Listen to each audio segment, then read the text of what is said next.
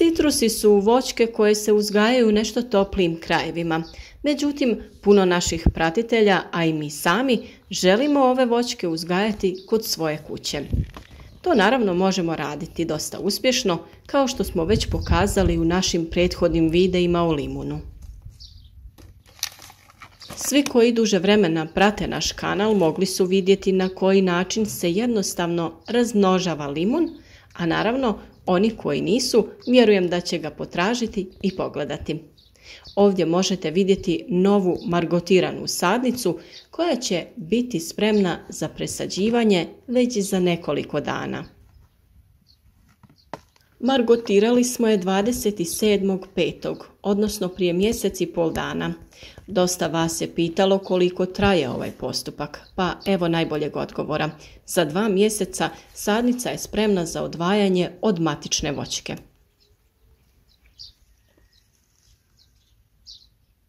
No, današnja tema nije margotiranje, već kalemljenje limuna. I to ne samo da ćemo pokazati kako se kalemi limun, pokazati ćemo kako kalemiti limun, naranče, mandarine, ali i druge citruse.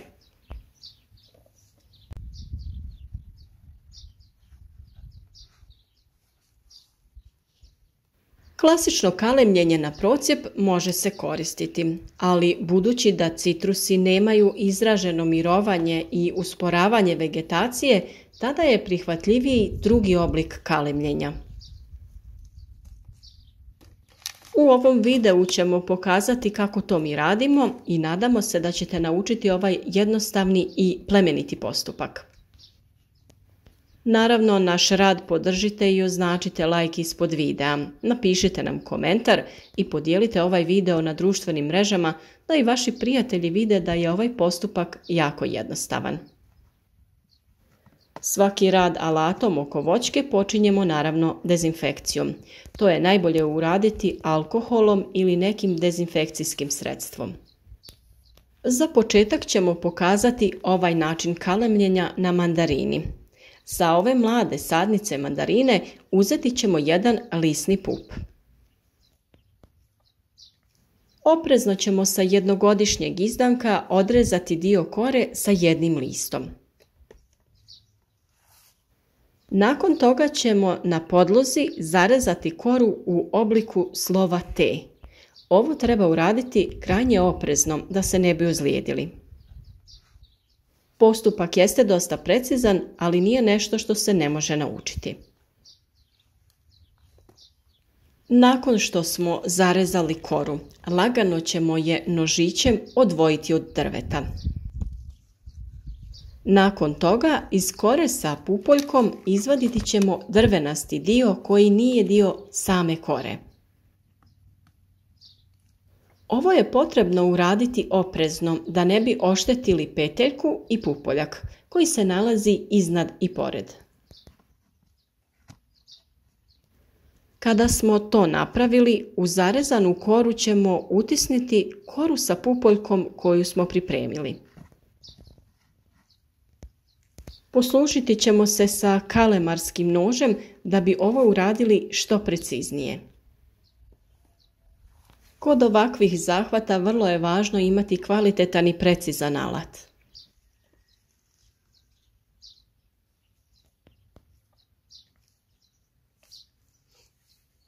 Ako imamo viška kore, možemo je odrezati i odstraniti. List ćemo odrezati tako da na kori ostane lisna peteljka. Za kraj postupka potrebno je samo plastičnom folijom umotati mjesto spoja da bi spriječili isušivanje.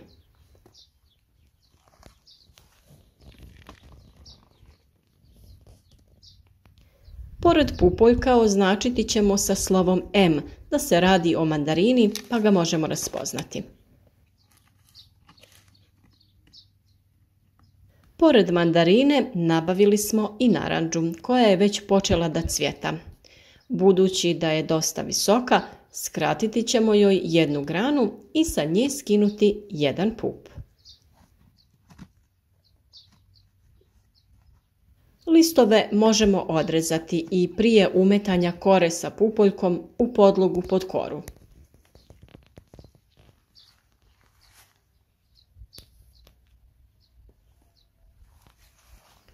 Opet ćemo napraviti rez na kori u obliku slova T. Za ovo je bitno da je nož jako oštar, ali samim tim i postupak je opasniji, pa je potreban veći oprez.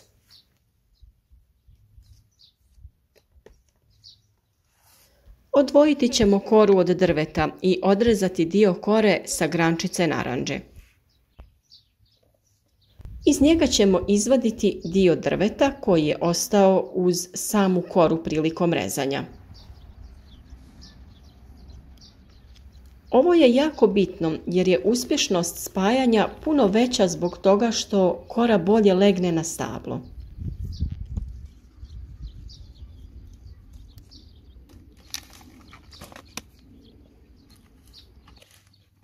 Opet oprezno zavlačimo koru sa pupoljkom na podlogu ispod kore. Očistiti ćemo nožem potencijalne pupove na podlozi koji se nalaze u blizini kalemarskog mjesta. Nakon toga omotavamo mjesto kalemljenja tankom PVC folijom. Potrebno je zategnuti foliju da bi se kora dobro priljubila, a samim tim će i uspješnost kalemljenja biti veća. Ovaj kalem ćemo označiti slovom N. Ostanite s nama do kraja videa i pogledajte kako izgleda ova voćka nakon što iz pupoljaka razviju se mlade grančice mandarine, naranče i limuna, što ćemo vam i pokazati.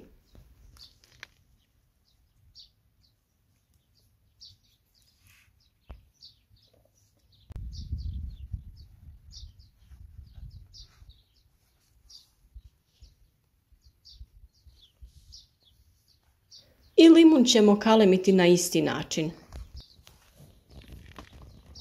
Ovdje se ne radi o kalemljenju na spavajući pup, već se ovdje pupoljak koji je u vegetaciji kalemi na podlogu. Ovakav pupoljak inače se naziva budni pupoljak.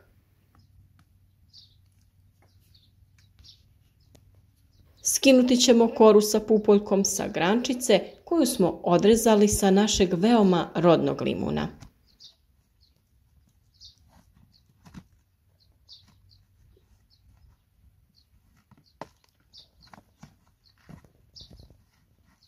Naravno, i ovdje ćemo vrlo oprezno odvojiti komad drveta koji se nalazi na kori.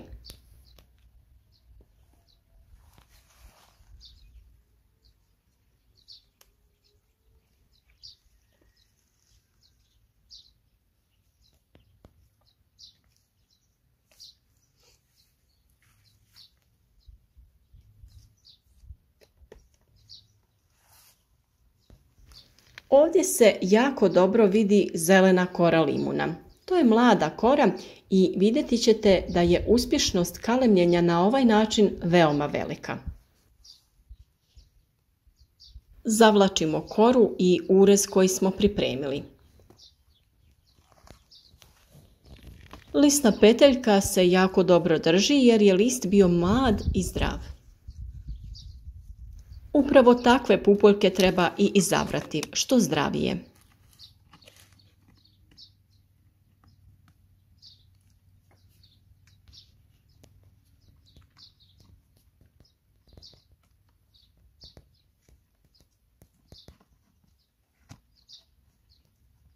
Sada ćemo ga omotati folijom i sačekati nekoliko dana.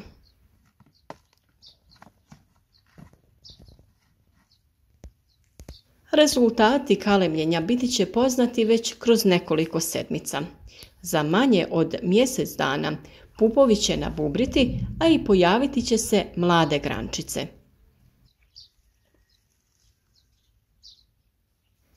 Već nakon nekoliko dana lisne peteljke bi trebale otpasti sa kore i to nas ne treba brinuti. Pupoljak je ostao na kori i iz njega će se razviti grančica. Nadamo se da je ovaj video bio koristan i da smo ponudili odgovor na pitanje kako i kada se kaleme citrusi. Pišite nam o vašim biljkama, gdje ih uzgajate, kako prezimljavaju i sve što je vezano za uzgoj voća i povrća. Ako imate nekih pitanja, slobodno nam pišite u komentar i nadamo se da ćemo ponuditi adekvatan odgovor.